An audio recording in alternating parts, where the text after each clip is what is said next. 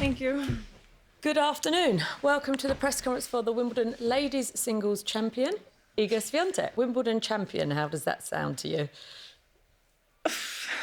It sounds amazing, pretty surreal. So, I'm just appreciating every minute, and I'm just proud of myself because, who would have expected that? Hello, ladies and gentlemen. Welcome to Tennis Weekly with Joel, Kim and Chris. On today's Wimbledon Day 13 catch-up, brought to you by Babolat. Ruthless Swiatek powers to first Wimbledon title. Anisimova suffers double bagel defeat. And Cash and Glasspool net first all-British men's doubles title in 89 years. Chris, today is the 12th of July, and we are here to catch up on Wimbledon Day 13 at Tennis Weekly HQ, brought to you by Babolat. Ladies' finals day has been and gone, and it has been a historic one, but perhaps for reasons that were totally unexpected. Iga Swiatek versus Amanda Anisimova, a double bagel victory for Swiatek. The bakery has well and truly been opened in a Grand Slam final. Chris, that has not happened for a very, very long time, and we're going to be discussing all of that in our first half. We're also going to be talking about the men's doubles final, as well as counting down to the mouthwatering prospect of Carlos Alcaraz versus Jannik Sinner. And Chris, we do actually have, thanks to our sponsors Babolat, one competition that's still open for our listeners to win. We do. There's still a chance. Anisimova, if you'd like to win something, you can win a Babolat 150-year anniversary T-shirt. But there is, well, we are modelling them, Joel. I mean, yesterday it wasn't planned with Kim and I, but we did make the fashion faux pas. But today it is planned because our competition is live and you can wear one of these lovely T-shirts that we're modelling. Joel's actually been modelling it for the entire 2 weeks. All 2 weeks. Is it the same T-shirt? I think I'd like to know. I know. I've sort of been Swapping rotating a couple. And these are new T-shirts. These are not used T-shirts we're giving away. We should make very clear. But a final competition, because when you're listening to this, the competition to win a Pure Drive bag might be over. And I guess we can talk about the fact that the women's singles is now very much over, Joel. Our Wimbledon coverage is brought to you by Babolat. Babolat is an official partner of Wimbledon and the racket of choice for defending champion Carlos Alcaraz. Since 2013, Babolat has been the official supplier of rackets, strings, bags and accessories for Wimbledon, as well as providing the tournament's racket service since 2022, restringing over 6,000 rackets each championships. The shared history between Babolat and Wimbledon traces back to the very roots of the game, and this year they have something very special up their sleeve. They are celebrating their 150-year anniversary. And we are giving you the chance to celebrate with Babolat by winning one of their limited edition 150-year anniversary T-shirts. To enter, head to our Instagram page, follow Babolat UK as well as Tennis Weekly, and tag a friend on our competition post. Entries close at midnight on the 13th of July, and the winner will be notified by direct message. To shop Babolat's official Wimbledon collection and their 150-year anniversary collection, head to babolat.com. Iga Swiatek, Amanda Anisimova, done and dusted in under an hour, 57 minutes, 6-love, 6-love. Iga Swiatek has now won her 6th Grand Slam title. She's 6-0 in Grand Slam finals in total. And yes, Chris, this is a shocking result, perhaps shocking for reasons we were not expecting going into today, given just how ruthless and one-sided the matchup was. I was always concerned that if Anisimova didn't get off to a good start, it could go a bit pear-shaped.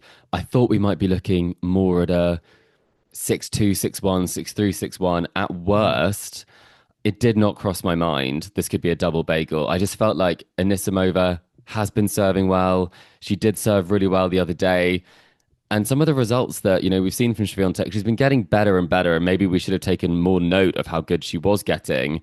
But it just feels like for Anisimova, she can't help but be disappointed with this being her first Grand Slam final showing. Yeah, I mean, it was really hard to watch at times from Anisimova. I mean, you talk about her serve. I mean, it's been the bedrock, really, of some of her performances, over the championships, particularly in the semi-final against Sabalenka. But here, it just deserted her. I mean, in that first set alone, she was serving at 33% first serves in. I think she was actually winning more points on her second serve as opposed to her first serve. And when you don't have that weapon firing like Anisimova did, it really did benefit Swiatek. So, yeah, we're going to get into Anisimova's performance in a bit. But let's start with the champion, Iga Swiatek, because, I mean, this was just kind of, as I just spoke about, this was ruthless. I mean, it wasn't just ruthless in the final, it was ruthless in the semi-final as well. She has dropped 2 games across the semi-final and final, 20 consecutive games won, 3 consecutive bagels. Swiatek is just different gravy when it comes to the real sharp end of Grand Slams. She is. She's so good. And the Bencic performance, I think we kind of put down slightly to Bencic maybe not playing her best game, but Bencic came into press and said she was way too good. That was a level above what I'm able to play against right now. And Joel, maybe you feel a bit better about the fact you got to that Bencic match. There were 2 games conceded. I watched the last game Iga Swiatek conceded at Wimbledon. I guess is something it's a small anecdote I can lay claim to. Yeah, a bit better than the final, and people do pay more to watch the final. So, as Kim likes to say, Alcaraz is good value for your money. I'm not sure Iga Swiatek is, but she's so good at it. And I think this is one of the things we always talk about. She's almost so good that she actually makes women's tennis sometimes look bad, because her playing so well in these moments doesn't necessarily translate to people thinking, put it at the night session in Roland Garros, give it a huge platform, because this was blink and you missed it. But she's so good at controlling her side of the court. She's so good at focusing in major finals. And the serve was so great. I was also really impressed by the return. I mean, she was all over everything. It feels like, on the return, there was no room for Anisimova to breathe at all. No break point chances. And all the weaknesses that maybe we thought existed in her game, like that second serve, well, it didn't seem like it was, because she actually won a huge number of points behind her second serve at 63%. So pretty much everything that we've ever thought about her game maybe not working, not the case today. She was on, well, even for Iga, this was an A-star performance. Yeah, it really was clinical. And, the thing I was most impressed by, she got Amanda Anisimova moving across the baseline from side to side. I think that's where she is at her most vulnerable. And, she can use some of those angles to help, move Anisimova. So, all the stats pointing in her direction. I mean, just kind of looking at it, kind of bigger picture, what has it been? I know this has sort of been asked like every single match, Swiatek has had at Wimbledon, but kind of looking back on the last couple of weeks, and really since that McNally result in the second round where she did drop a set, but since then it really has been easy street at times for Swiatek. What has fundamentally changed in her game for you on grass this season versus going out last year to Putintseva? Because she's been on kind of crazy win streaks across the clay season, come into grass, and she's almost looked like Bambi on ice. What was the difference here? Well, I think it feels like she's actually been building a more all-round game. Maybe that's been something that's been going on in the background, because she is a lot more aggressive than she was on the clay. And it feels like that's a very interesting response to what was slightly passive from her at times this clay season. Maybe that's been going on behind the scenes. Joel, you might like this. People are calling him Wimbledon facet. Yes. After the performance. It's not just Iga Swiatek. He's coached to being a champion here. I mean, he's got pedigree with other players as well.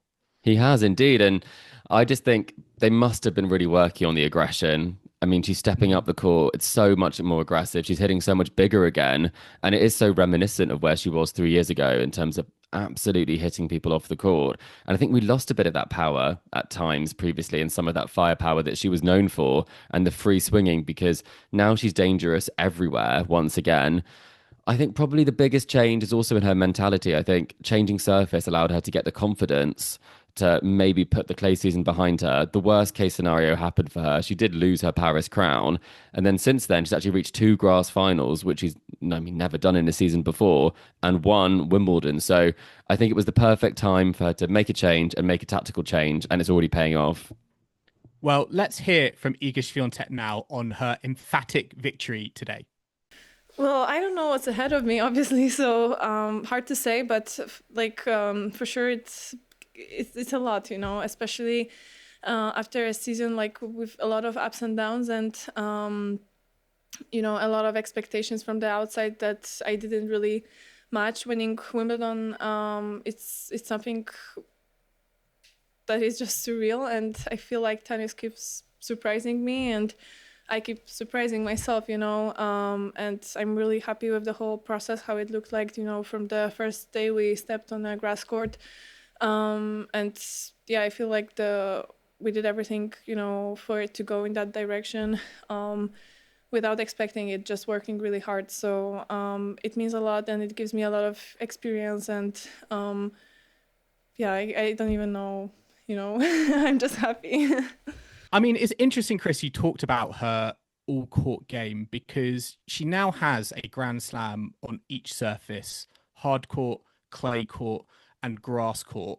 Do you feel like this tournament is finally the tournament we can sort of shake off that kind of clay, that clay tag that I feel like has followed Swiatek since earlier in her career, because she's won, multiple titles at Roland Garros? I mean, it's probably very similar to Nadal. The celebration was reminiscent of Nadal, and I think actually the way that her career is going is also quite similar. She has a home at Roland Garros, but it doesn't mean that she's not able to vacation at Wimbledon or the US Open like she has done previously. I think she's probably more dangerous now than she was when she won her first Paris crown. I think she's a lot stronger physically. You can see that. So I think after this clay season, you'd have to say she's obviously very good on clay and she has the best record on clay. But potentially that's now where she may look a little bit more vulnerable than some of the other surfaces. But still, she's made the semi-final, even when all of us were giving her a hard time for her form. She hasn't gone out before the semi-finals at Slams this year. So she is very consistent at the big tournaments, no matter what's happening in some of those other smaller tournaments. And what do you think this means for Swiatek and the rest of the season? Because, there's been a lot of talk from some of the players when we've been in press about how you can't really treat Wimbledon in the context of the rest of the season, because it's still relatively short. There's not a lot of tournaments on it. A lot of players don't also practice on it. So I guess for me, there is almost that question of, is this, are these 2 weeks and her performances in Bad Homburg, are they going to translate for the rest of the season, going into the hardcourt swing and, potentially the US Open as well? What do you think it's going to do for Swiatek as we sort of progress to the second half of the season?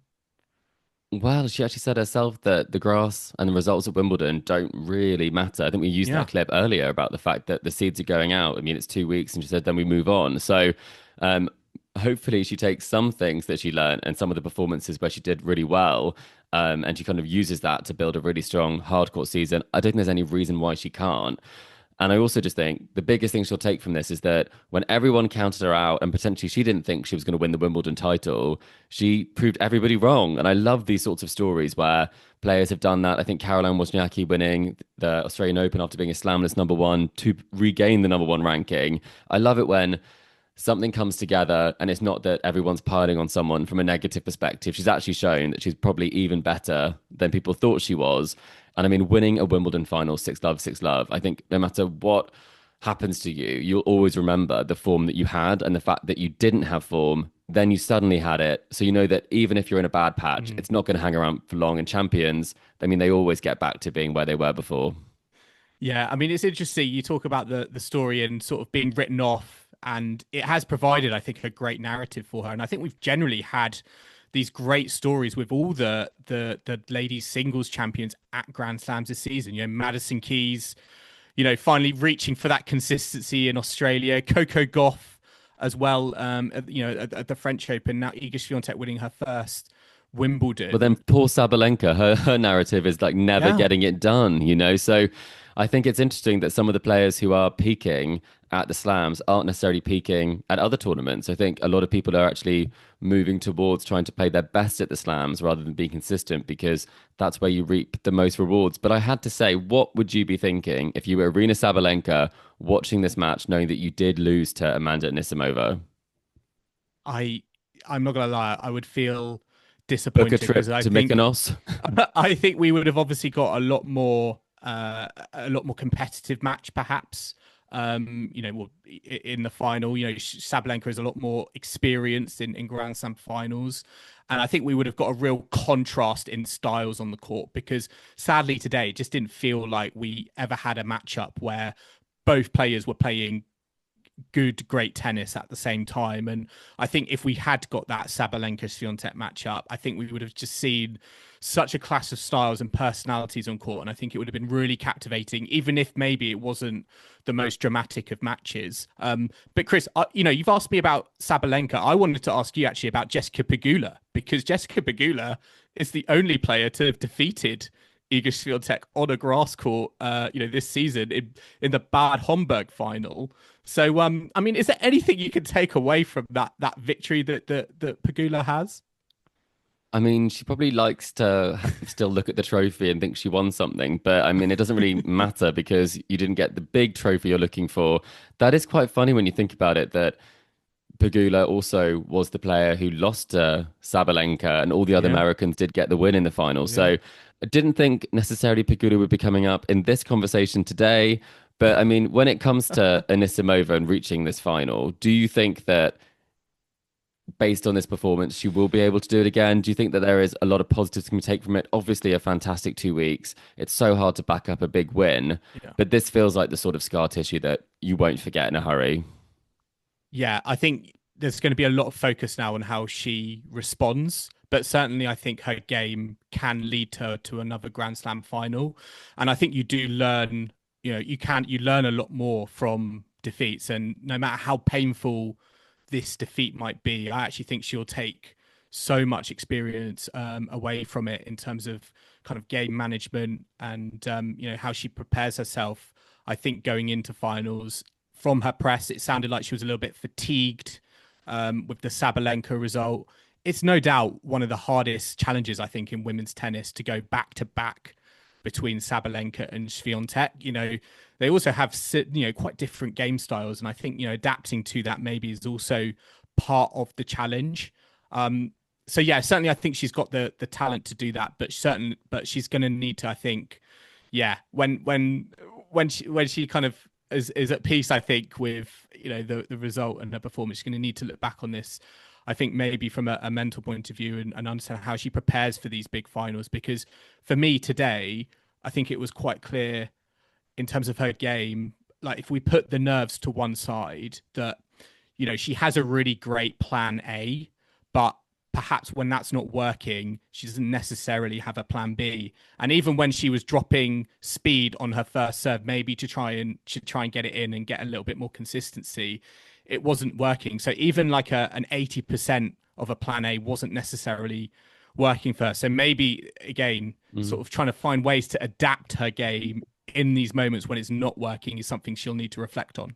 Yeah, for sure. And she did actually talk about those nerves. She talked about, what it's going to take to get over this one and some of the improvements that she's going to make. And we can hear from her now.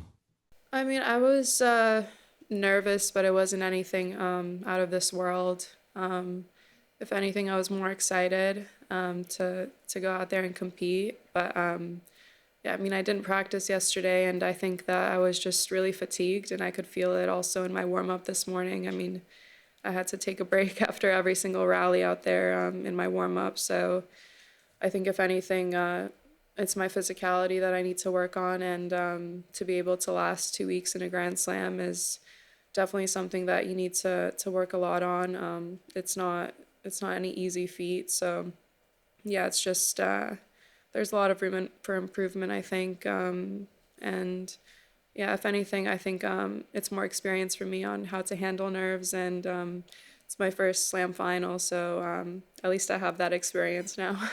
Well, she didn't put too much down to nerves. I do think one question this makes me think, how much was this Iga Swiatek just being too good this tournament? Because Bencic is no easy customer either, and she made a lot of people look very ordinary. Is this a case that Iga was just too good this tournament and she really did just peak? As well as, obviously, maybe Anisimova, the unforced errors don't lie. There were a lot of them.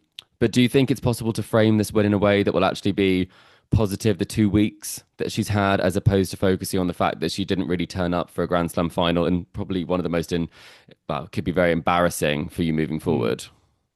Yeah, I mean, this is the first double bagel in a final since 1988 French Open, Steffi Graf versus Natalia Zvereva. That was 6-love, 6-love, but that was like near half an hour. This was closer to an hour. So got to make a little bit of a distinction there.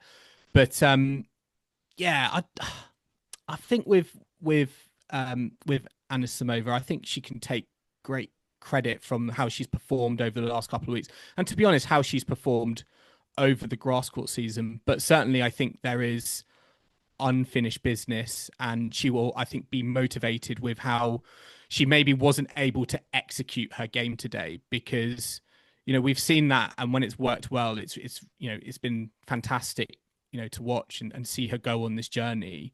But I do think that there is more to be written there, and she's so talented that I think she's going to go away and I think provide a big response. Yeah, and it is still a Grand Slam final. I think you can look at the way that she's progressing, and like some matches, it doesn't work out for you. She still beat the world number one. She still knows she can play a good game. I'm going to ask you this about Iga, because I'm fascinated by this, because we have had no idea what to predict for her in Paris, at Wimbledon, now the US Open coming up quite soon, quite a quick turnaround again. Where do you think, or do you think she can back it up in New York? Do you think she'll be ranked at number one by the end of the year? Is that possible? I don't know. But also, is she progressing back to her place at the top that she held for so long? I certainly think that she is on her way back, and she could go higher up the rankings, and I think that will help her in terms of her draw. I think there are more contenders at the US Open, in the sense that I think it sort of helps to be a kind of a flatter hitter like Anisimova or Sabalenka. Won it before though, hasn't she? Maybe a Rybakina, but it has worked before. But I think maybe there are a few more kind of contenders you could put together who are maybe a lot more comfortable on a US Open hard court. You bring in the Americans as well. I think it's not going to be as easy as perhaps it was at Wimbledon, where seeds have just been going out left, right, and centre. I do agree with that. I also think that Iga has almost become the player that used to beat her. The big hitter that she used to really dislike playing. She now actually is very much the big hitter herself. I mean, she was the more aggressive, she hit bigger. And I hope that she translates that now to other surfaces, because I think that's what top players do. I think she could dominate again. I think so much has shifted in her game, and it is so interesting how much it shifted. I think, what will the drop-off be? We do know it's hard after a slam to pick it up again. Coco found that too, but she's won slams before. And there is more time. There is more time. There is more time. I think she's going to be, within the next year, she'll be back at number one. I really do. And I think we're back in, the Iga phase is back, and watch out next clay swing. My only question to that is, the one of the reasons Swiatek has performed so well at Wimbledon is that she's gone under the radar really until like the very end of the tournament. And we saw actually during the clay swing, when there was a lot of pressure on her, it was impacting her performance. She was getting bageled, by players at certain points. Do you feel like the pressure is already going to be back on, and the expectation is already going to be back on, in the build up to the US Open and at the US Open, that maybe puts a different lens on and sort of perspective on Swiatek that we didn't necessarily have going into Wimbledon? I actually think this year has been a huge shift for her. I think actually since that ban that she had, suspension, from contaminated products that she had from a doping perspective, I think a lot of things have shifted. She no longer has that sort of squeaky clean image. The clay season did fall apart for her in many ways. And now she's kind of just in this really cool space where I think she's stopped being as much of a perfectionist. And I think she's realized that when she is a little bit kinder to herself in some of these areas, great things can happen again. And it doesn't matter if you lose some matches. I think she's got so much more perspective, because when you're at the top, when you're having that sort of winning run, it's always going to end at some point. No one really stays at the top forever. Novak Djokovic maybe, and a few other players, but you don't have to always be there, and you won't always be. There will be setbacks, and I think she's had a setback and she's responded to it in an incredible way by winning on the surface people thought she was least likely to do well at. So I think that that's the biggest change in her, and I think that's what's going to set her up for a lot more Grand Slam success in the future. And Chris, just before we go to a break, I just want to mention this ladies' final was played at 4 p.m. That was a change this year. The men's final will also be at 4 p.m. What did you make of that, given the result? We had the men's doubles, which we're talking about after the break. But what did you make of having this 4 p.m. slot for a final on a Saturday? Thank goodness for men's doubles is probably what I'm going to say there. I wasn't necessarily completely wedded to the idea of having doubles first. I don't think there's a problem with getting people in to watch a final at Wimbledon. I've never seen empty seats in matches. It's a bit strange when you have a match finish and then you've got like an hour to kill. I guess that's where they go and spend all the money. But I mean, unfortunately, this was probably the worst way for it to start from a women's tennis perspective. It really wasn't a spectacle, unfortunately. And especially when there's so much attention on women's tennis and, trying to build it, this probably set it back quite significantly, especially with, a very wide TV audience at Wimbledon. So for those there, I think it's a very positive thing. They got to see more tennis. But I do think when it comes down to sharing the platform a bit more, I'm not sure that's necessarily always great. But I mean, it did save the day today. Yeah, I definitely think it helped. I think given what has happened, having that first match on and getting actually a complete competitive match, I think has helped. But certainly, I don't know if it can be applied, for example, to the men's final, where with Wimbledon saying to me, with the roof, they've always wanted to keep the roof open and keep this feeling like an outdoor tournament. Then all of a sudden, you come in with the men's finals at 4 p.m. where you're really going to be, playing, you're really gambling there, I think, with whether the roof comes into play into the match. Certainly with a matchup like Sinner Alcaraz, which we have seen go very, very long, like at Roland Garros. So I do maybe think it could work for best of three, like a ladies' final, just naturally because of time.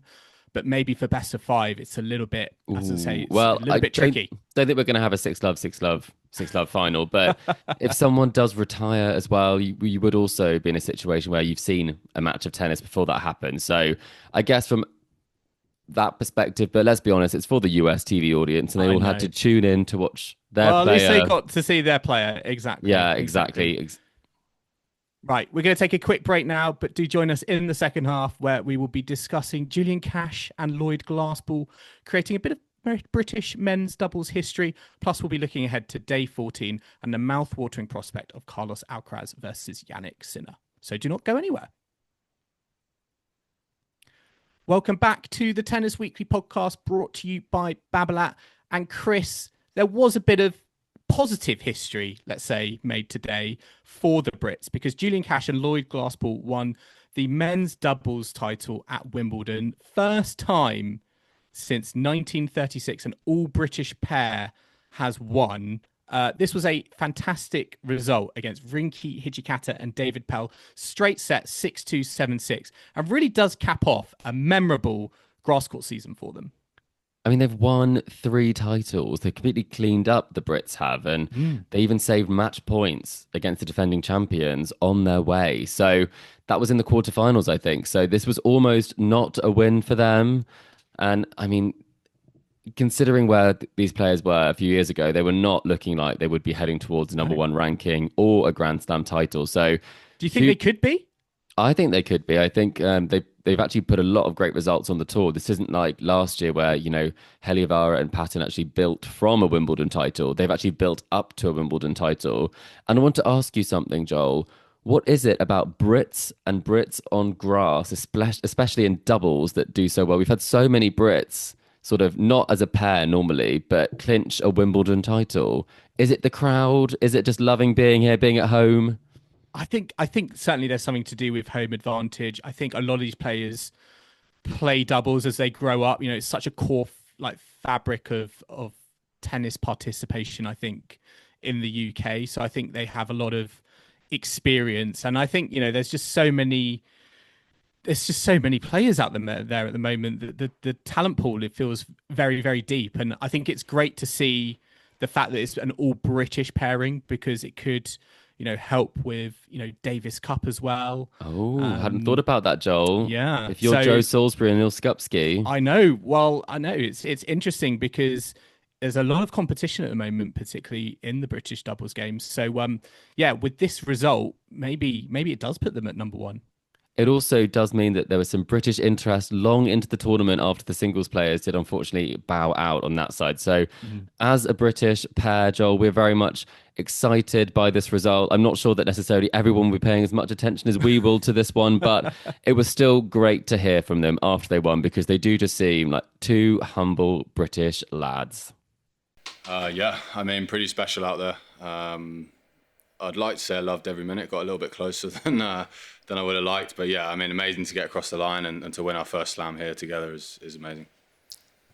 Just in your just initial thoughts, how you're feeling? It's a little weird. It kind of still feels like I've got a match tomorrow.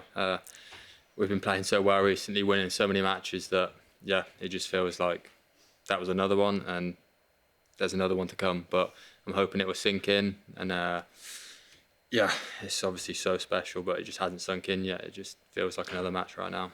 I love how he just said it's just like another match right now. Just, casual Grand Slam men's final. To be fair to them, they were playing Hijikata and Pell, and that was a total scratch pairing. They hadn't even spoken to each other like before the tournament. Almost a remarkable story, the fact that they got to the men's final. Maybe we should do a scratch podcast, Joe. We just got to invite someone on, Yes. never speak to them before, and See what happens. Probably But not very well.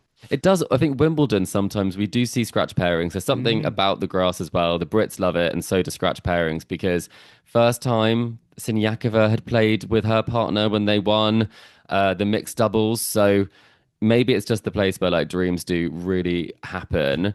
And I think from the doubles perspective, the women's is looking particularly good tomorrow as well. I've had my eye on this one. I don't think people realise that we've got some of the goats of recent women's doubles. There was just so much focus on Sinner Alcaraz, and fair enough. I'd be there at 1 p.m. I'd be there at 12:30. The ladies' doubles, if you've got a ticket for tomorrow, definitely get there for the ladies' doubles because there are big names everywhere in that match. Sue Shea, Ostapenko, Kudermetova, Elise Mertens. That also has the makings of a potential classic, I think. Well, it does. And also, this is the fourth final since 2021 in doubles for Elise Mertens. So that's very impressive. And we all know Shea Sue has won so many doubles titles here. She's almost just collecting them for fun at this point. So incredible. It's going to be a battle of and two former... Ostapenko a doubles partner. Who knows what she's up to because it was not happening in a singles court. And now she's one win away from the world number one ranking. So, that's not also on my bucket list to see that Ostapenko would be the doubles number one. She has won slams, but this would be a surprise for the tournament, Joel. Yes. And we mustn't forget Sinner Alcaraz, 4 p.m. local time tomorrow. Chris, do you have any final thoughts on this matchup? I was going to flip it over to you, Joel, because Kim and I did the episode yesterday. So I haven't done a prediction yet. No, you haven't. So I think we have to get your prediction. Has anything that you've seen or heard since changed your mind? Hearing Novak Djokovic think that Carlos Alcaraz has the edge, having just played Jannik Sinner and been pretty much dismantled by him. Has that made you think, actually, Carlos is the winner here? I sort of want to flip it, if I'm being totally honest. You could go Sinner. I think Sinner has, again, I just think the way he dealt with Djokovic, I know Djokovic was sort of hampered a little bit physically, but the way Sinner has been playing against him and against Shelton as well, I think he's really in good nick at the moment. And Carlos Alcaraz, I think, is always going to give you a chance. And unless you're Cam Norrie. Unless you're Cam Norrie. But I think because Alcaraz, that I think his level is going to drop at some moment, and that gives Sinner an opportunity. I think it does mean that it gives that platform maybe for Sinner to get a stranglehold on the match. I do think the first set is going to be really important, perhaps a little bit more important to Sinner because we know how well Alcaraz can respond. But I'm actually kind of shading it towards Sinner now. Which do you think he's got to win quickly, potentially? If it goes to 5, surely you'd have to go with Alcaraz. Look, we've just had a final that has kind of flummoxed us completely. And I think strange things maybe could happen in this final as well. So you're I'm going gonna with the edge with Sinner. unpredictable. How many I'm gonna go sets? Sinner. I'm gonna go Sinner in 4. Okay, and I actually think we'll have to do a time check after this podcast to see if we lasted longer than the women's final, because this feels like we might be running slightly longer than predicted. But I mean, I said Carlos Alcaraz yesterday. I do think he's going to get it done. I'm aligned with Novak Djokovic on that. I also do think if Sinner's going to do it, he's got to close it really quickly. He's got to shut that door and can't let it go to 5. Can't let it go to 5. But it's going to be interesting. It's going to be fascinating to see how this one plays out. I think the world's eyes will be on it. We will be glued to our seats. And I think that it's going to be very interesting to see what we will be talking about tomorrow, because none of us thought we'd be talking about a double bagel in a Wimbledon final today. Yes, indeed. We're looking forward to an absolute cracker tomorrow. Don't say that. We're jinxing it. We're looking forward to a tennis match, I'm talking please. about the ladies' doubles. Oh, sorry. Yes, that's guaranteed to be a good one. As well as Jannik Sinner versus Carlos Alcaraz. But we're going to wrap up our Wimbledon Day 13 catch-up there, brought to you by Babolat at Tennis Weekly HQ. We hope you've enjoyed the ride with us. Remember to subscribe so you don't miss a moment of action from Wimbledon as we head into the final day of play. You can find us on Apple Podcasts, Spotify, YouTube, and all your favorite podcasting platforms out there. And if you love what you're hearing, be sure to leave us a rating and review on Apple Podcasts or Spotify, as well as hit that like and subscribe button on YouTube. And stay connected with us on social media. We did make strawberry pasta yesterday, so we'll be posting some pictures of that. We're also sharing clips of breaking news from Wimbledon, as well as our stories on Instagram behind the scenes. So you can check those out, but we're also on all the traditional channels. That's Facebook, Instagram, TikTok. I'm showing my age there, and X, as well as Threads. And the handle for that is... TikTok. I don't know what I'm saying, Joel, now. But please follow us on Tennis Weekly Pod on all platforms. And we'll be back on Sunday for our Wimbledon Day 14 catch-up, brought to you by Babolat. But until then, it's goodbye from Chris. Goodbye. And it's goodbye from me. Thanks for listening, and we'll catch you next time on Tennis Weekly.